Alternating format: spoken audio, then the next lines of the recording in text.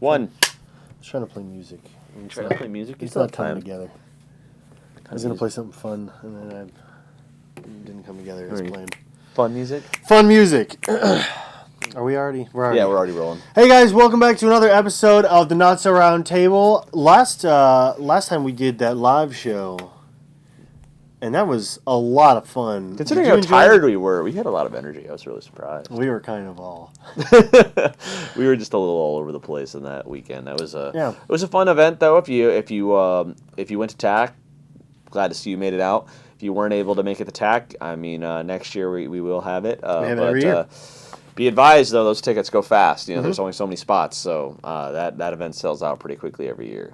And if you submitted a question for our themed episode and you were disappointed by us posting the live episode and not getting your themed questions, rest assured that's what this episode's for. I think we're on episode 41, right? This is 41, and we have all your questions in a nice stack right here. All right. So what we're going to do is we're going to, just in case, we're going to take the old questions out. To make sure that we only answered the themed questions that you guys submitted. All right. So now empty, it is clean, empty, very nice. Clean, and then we're gonna dump these in. Give them a good shake. Shake them around. Now, before answering questions, there were an overwhelming number of inquiries about general travel-related. Kind of an overview. So how to check your stuff at the airport and things like that. I know we've referenced several videos before that Jet's done and things like that. But if you wanted just a concrete kind of answer now, I guess let's just go into that before we answer some questions real quick. Okay, so first thing you want to do is you need a hard case for your gun. You can get it from many different people. There's different types of hard cases, whether it's SKB, Pelican, what is that other, Plano. Plano makes some really cool cases. Yeah, it depends on your price point and all that stuff. So that's step one, is you need to make sure you have that. And it needs to be lockable. Yes, that's the main thing, is it needs to be able to be locked. What we suggest is the way that we've been doing it, and basically when you have it all checked in, you want to put your gun, your backup gun in there if you have a backup gun. Store... If you bring like tornado grenades, you can bring those. Mm-hmm. Or magazines. Or magazines. Fill your case to capacity is my advice, because your case is not going to weight too much, even with everything in it. It's not going to go over that marker, that 50-pound marker that most airlines. I don't know if gun cases fall under the 50-pound marker. No, they do. Do they? I think they do, because it's considered. So, for example, like we fly a lot of Southwest. The reason we fly a lot of Southwest is because 2 bags are free. So if you have your gear bag and your rifle bag are both under 50 pounds, you don't have to pay free for bags. Shipping or free travel. Yeah, free bags. So, but here's the main thing. You want to be able to lock instead of it. trying to separate your airsoft gun and keep it in your checked luggage, where it could be tampered with, we treat our airsoft guns as if they were real guns. So we check them in at the front counter. When you get your boarding passes, we treat them like they're a real firearm. Yeah. So they make you open the case. You show them there's no ammunition in it. Of course there isn't, because it's an airsoft gun. Once they visually say, okay, you're good to go, they have you sign a little sheet of paper that lists your personal information and stuff like that, so they can get in contact with you if there's any issues. Then you lock your case back up with your own master locks, non-TSA approved. As soon as you lock your case, you're the only person that has access to it. Then you take it right over to the odd packages area where they put golf bags and oddball cello-sized things. Stuff Depends like that. on your airport. Each airport is different. And then they put the sniff paper around it to make sure that it doesn't have any gunpowder or any gun residue or any of that junk. And then it goes right on the plane. It doesn't see anybody but you as soon as it comes off the plane when you reach your destination. Which you'll need your ID for. Which you will need your ID for to verify that you are who you say you are. And in terms of gear and all that stuff, we both have, you can get a loadout bag. Try not to get one that's too big, because if you overweight it, it could go over that 50 pounds. Then you could end up spending more money on a bag. A lot of money. I mean, it could cost you up to $75 on some airlines for that heavyweight bag if you just go a little bit over. So I usually will put all my airsoft stuff in that bag, and I'll bring a carry-on, like a big backpack that has all my personal clothes. Keep that separate from your airsoft stuff. You will thank yourself day 3 or day 4. Bags do get lost. It's just a reality of travel. And if all of your stuff gets lost as well as your airsoft gear, then you have nothing to wear when you get to your location. So separating them makes that likelihood less. One thing I've noticed is I have been with somebody who has lost their bag. They lost their gear bag. I'm not sure how they lost it. I don't know. I wasn't familiar how they checked their guns in or whatever. So I'm not really sure about that aspect. I know he borrowed some gear.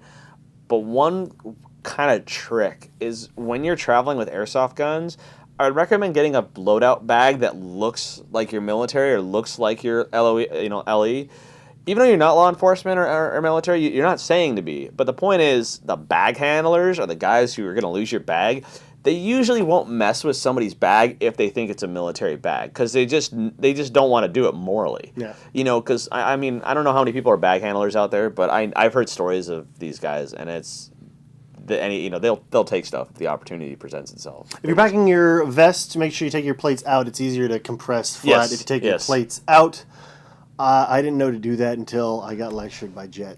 Also, if you're, like boots, you could always just bring the boots on the plane Right. if they take up a lot of room. Same with your helmet, stuff like that. But other than that, things like gas.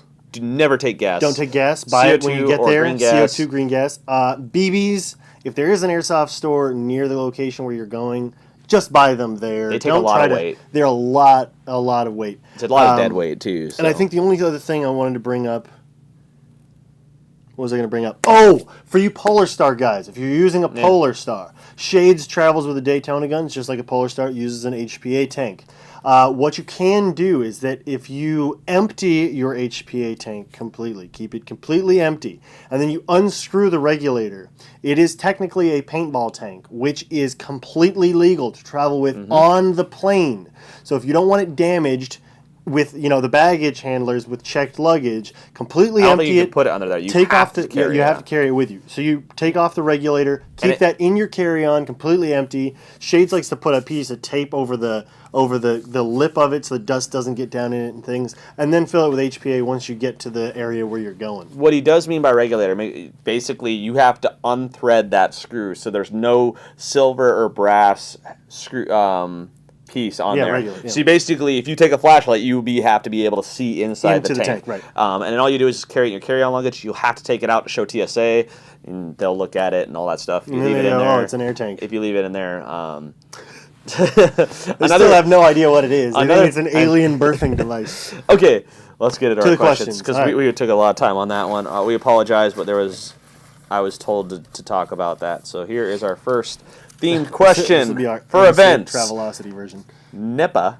Airsoft asks, events, refs checking for FPS during game needed or a pain? What do you think? I think it can be a pain, but it's a necessary pain. That wouldn't happen if people didn't mess with their FPS mid-game. Yes, but I also think I was checked, for example, at Red Storm West. And all of us they had refs go on. There was 3 of us up on top of a tower. We shot a bunch of people, and some refs came up immediately. So we must have gotten a complaint. Right. All of us were shooting below the limit. Okay. But I was using 3.2s. I mean, those are the BBs I like to run. Those 3.2s are awesome. But did the 5 minutes it took to chrono you on the field take away from your gameplay at all? No, I kind of felt more like this guy's these people are complaining when I shot them that far away. I mean, that obviously means you're doing a good job. I kind of felt like that was a little bit like, really, but whatever. I mean, I wasn't shooting hot, so who cares? Yeah. All right. Let me see here. Okay, this one's from Jay Benke. Hey, Insert, love the show. Are there any massive indoor games, kind of like a small Milsim, but indoor, like multi-story large buildings indoor match? Thanks. THX. Well, it just so happens Airsoft Nation of Northern California is taking place at Game Pod coming up in about next month. That's the weekend, the 27th. That's about 200 players. Cap right now. You're going. I'm not going. I sadly have other things I have to do. Cool, man.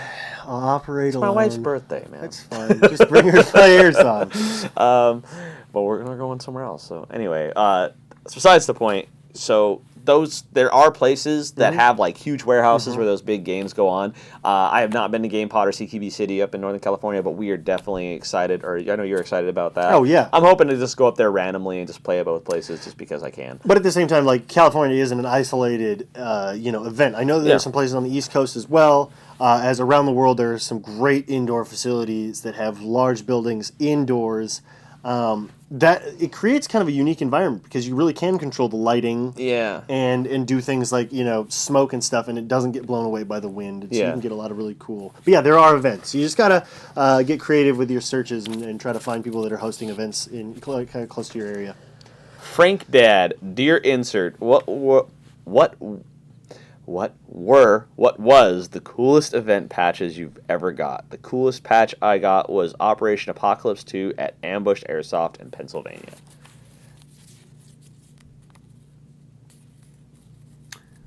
The coolest event patch.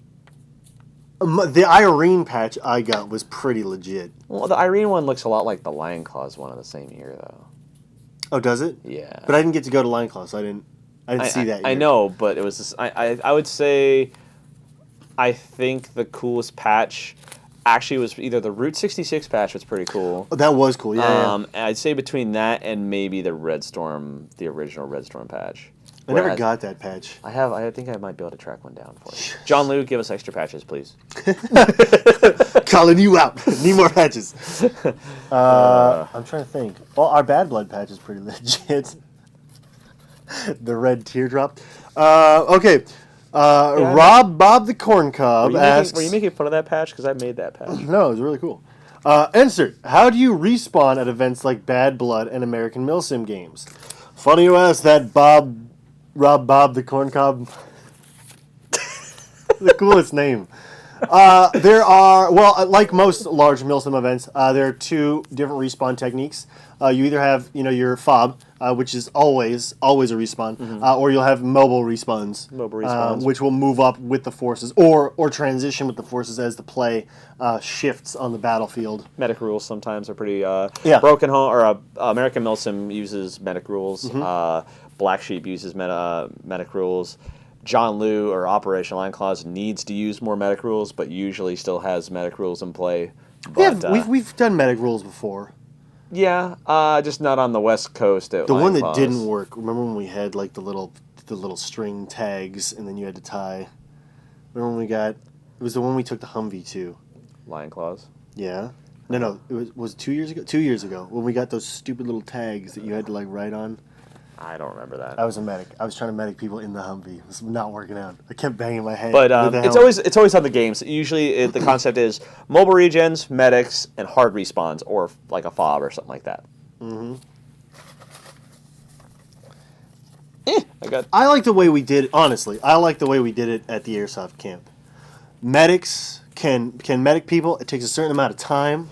Well, that was more of us just kind of adapting to the situation. I actually prefer when something has to be wrapped around. The reason is, I think that you should have a limit on how many times you can get medicked. I mean, like, we did that just because that's what we were playing with at the time. So, yeah, that was great. And then we had the VIP instant medic. So we had one medic on the VIP all the time, and then he would just touch people. Levi Lecron. Or is it Levi? Is it Levi? Oh, yeah, sorry, Levi. My bad. Woo! What is the biggest event you've ever been to in terms of attendance, and what was your favorite event you've ever been to? Airsoft Nation was the largest event in the United States. How many players do we have? I don't 1,000? More than 1,000? It was more than 2,000. More than 2,000? Yeah. That's the biggest one we've ever been to. And if you watch the video of that, you just basically just see BBs flying everywhere. Like, it kind of made playing Airsoft impossible. Yeah, it was not I mean, let's be realistic now. It wasn't the most enjoyable Airsoft game because it was just like this giant Civil War skirmish. Okay, I think it would have. I think that many players would have been totally doable on a larger field. On a larger field, yeah, I totally agree. Mm-hmm. So like a football field. And then, what was the favorite event you've ever been to? Red Storm West up in... I was going to say. Yeah, that's got to be so far. Well, for me, it would be between both Red Storms. The one we had down here... Yeah, the one we had... Yeah, I know, but the night game up there was way better than the night game they had down here. It's got to be Red Storm West. Yeah, Red Storm West. 2014. It was an amazing game. Even without night vision. You had... Whatever. M&A Films asks, this is a bit of a noob question, but I usually play CQB, and I've heard a lot about Milsim. I know that it's what it stands for, but what are the specifications of it? Like, what exactly do you do in a Milsim game? I think the main differences between like Milsim ops or ops just in general, and then going to like pickup games or your standard play at your normal fields is just how it's structured. Everything is the same in terms of like you can wear really high end gear and go to regular pickup games. That doesn't make you Milsim at all. I should have worn my Milsim bro shirt today. It's okay. But my wife told me to wear that today too, and I didn't. But anyway. But the structure. The structure is where it's key. So you have like leadership, you'll have squads, platoon level maybe, and you're working in with a command structure to kind of achieve a general objective. Right. So not one squad is doing like everything. It's more like a platoon will be going a position or whatever. Right. That is kind of the definition of Milsim, is you're using the military structure. Right. There's a lot of emphasis. You're not just running and gunning. You know what I mean? So that's the main difference. To me, is the main difference. No, I would agree. The main focus is actually having a command structure that can pass down orders to get things done, as opposed to everybody just going on the field for an allotted amount of time, and you go out and because then you get lone wolfing, you get all that and all the stuff like that. But, so the major emphasis with Milsim is with teamwork. Yep. Squad-based tactics. Yeah. Justin Berry asks, "Hey, Insert, have you ever had any issues with hotels in your airsoft traveling experience? What was the worst travel issue you've ever had?" It's funny, we have an answer for both of those. We have it. Okay, the first part of the answer is, have you ever had any issues with the hotels you've airsofted you're traveling with? We've had no issue in terms of being airsofters going to the hotel. Right. We've had issues with the hotel. Well, okay. Which is the second part. Hold on. Let's knock the first one out. We've had a great experience traveling and going to hotels. In fact, even when we have to ship stuff ahead of time, because BBs, we like gas, to ship things raffle items. We have to bring stuff around, so we'll ship that to the hotel beforehand. Especially raffle items, because we have boxes and boxes of stuff to give away. And so a lot of hotels have let us ship stuff there ahead of time, like a week ahead of time, and they literally hold the box for us until we get there. Yeah. And that's been great.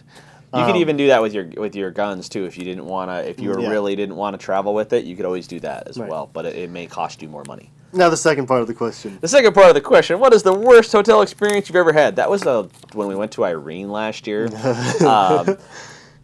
I don't know who it was, but somebody told me to stay at this hotel. I'm not going to name names, and it certainly was none of our. But basically, we got to the hotel, and it was the worst hotel I've ever been to. Okay, the hotel had... No, the room had bed bugs, mold. Yes, mold. You could actually see the mold. It was black mold, too. It was black mold. Like, this thing was like a death trap. And all of us looked at each other like, we're not staying here. So we went to a Holiday Inn Express. That's because the hotel we were going to used to have a water park built into it. Like a water park. But then it got drained, and it basically... And all the moisture from the water park... seeped into the building. And the people who did stay at that hotel in that area got sick. Yeah. So we were really glad that we avoided that. My advice, I basically learned that there's just some hotels you just don't stay at. So I really like the Hampton Inns by Hilton. That we pretty much stayed in a bunch of Hampton Inns, and we've had pretty good luck. They're not that expensive. They're not that expensive. They're usually everywhere. Holiday Inns are great. For whatever reason, too, Hamptons are usually located near our AOs. They're just everywhere. Yeah. We're staying at a Hampton Inn and then one cool trick is that we started doing. So, for example, we're going to Ironclad next month, and so Ironclad is far away from the airport, like 2 hours. Same with like Broken Home. So what we do is we go like that, but we obviously can't fly out Sunday night. It's almost impossible to find a flight going westbound during that time. So we actually go back to the airport, stay at an airport local hotel, return our rental car, and then we just have the night. We fly out the next day, and we just get a shuttle right to the airport. That way you're not rushing in the morning, staying another night near the AO, and then getting up early, driving to the airport. Like, do the travel before you leave. Yeah, exactly. We found that works really good, and it's definitely a good advice on my end. All right, let me see here. Tate Bentley asks, "Hey, Insert, do you ever have a problem with packing too much stuff?" I know I have had trouble with bringing too much stuff and it being a pain. Well, George, do you ever have a problem packing too much stuff? Of course I do. It's mainly because I'm bringing it for people who are underprepared. I don't know who you're talking about. Hold on, Matthew. So the way I limit the amount of stuff that I bring is I don't own that much stuff. You see, if I don't own that much stuff, I can't pack it. So I literally have I've downsized my entire rig down to what's on my rig, and I have no more. And I rely on George for the rest. So I have to stay on the 50-pound rule, but then like local events, like for example, we went to TAC, I loaded up my bag with anything I possibly think I can imagine. You know what I opened my bag up for? I opened my bag for two things. One, to grab my helmet so Jet could to grab my helmet so Jet could use it that night, because he wanted to use some night vision, and it just worked better with my helmet. And so I got that out, and then to get my jacket out. Other than that, I didn't use anything from it at all because I didn't even get to play. And then, so yeah. But normally I try to I basically downsized my tech kit. It's really small. I basically have 2 sets of Allens, metric, and that I actually am going to take out the non-metric, because you don't, for most airsoft stuff, you just need the metric. I have a screwdriver that has Phillips and flathead. You swap between, and it has 2 different sizes. And a pair of needle nose pliers. I just have that in a small multi-tool about this big. And electrical tape. Electrical tape's easy. And then, so the tech kit's really small. I try to just, take what you need. Don't bring, a million magazines. Pay attention to what you're using at events you travel to. Yeah. And if you find yourself not using something 80% of the time, take it out. Because the 20% of the times that you'll need it, you can do without. Trust me. Yes. So just that is, and also, so now my kit is much smaller and airport travel ready. I don't bring as much backup stuff as I used to. I don't bring up backup iPro. I don't bring backup masks. I don't bring a lot of shamogs. You used to bring all that stuff? I used to bring I used to bring a bunch of just dumb stuff. Backup shamogs? Because the people would borrow them. Because I they don't forgot, because they would be like, I forgot my shamog. I'd be like, I have an extra. Actually, that's funny. I forgot my shamog for the airsoft camp. I just went without. Yeah, well, so basically, and another thing I've learned is when you're traveling, I used to be like, I'm going to help the group. No, not anymore. Just think about yourself. Team player right there. Yourself is the only thing that matters when traveling. Team player, how much stuff have you borrowed from me? I don't borrow from you that much. I borrow from Jet. Well, I don't know. Maybe Jet would be the one, too. He's not even here to defend himself. He's in Rhode Island. That's why I was... Oh. If you guys like what we're doing with the themed questions, let us know below. We've had mixed things about this, so it's very important. I think this is going to keep us fresh and all the questions new, and that way everybody knows what to get out of it. We will hold on to the old questions. Oh, sorry. I'm yawning or burping, whatever. We will hang on to the old questions, and we're going to put these ones with the old questions in case we ever get to it. But this is the last question for the event side. We might go back to events. We have a lot of questions, probably enough for another show. Maybe we'll do that down the line or something like that. Do we want to keep them separate then? Maybe we'll figure it out. Okay. I'm gonna get. We'll sort it out after this. Okay.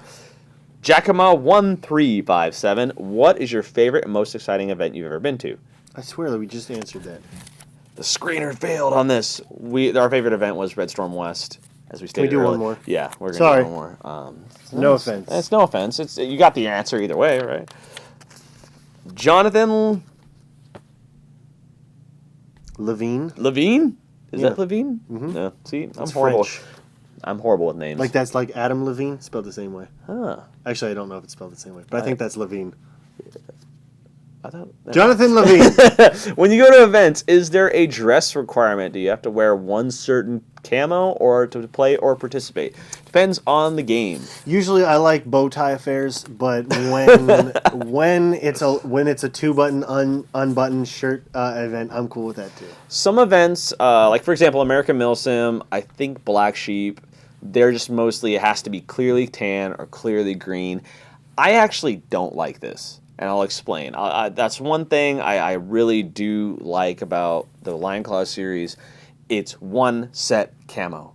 And the reason is because sometimes you're like, well, is that if people are wearing Cryptek and Multicam and Desert. And as much as I like Cryptek and Multicam, neither are either green or tan 100%. Well, no, Cryptek, Highlander could be either or, but Mandrake is obviously green and Nomad is obviously tan. If you look at it.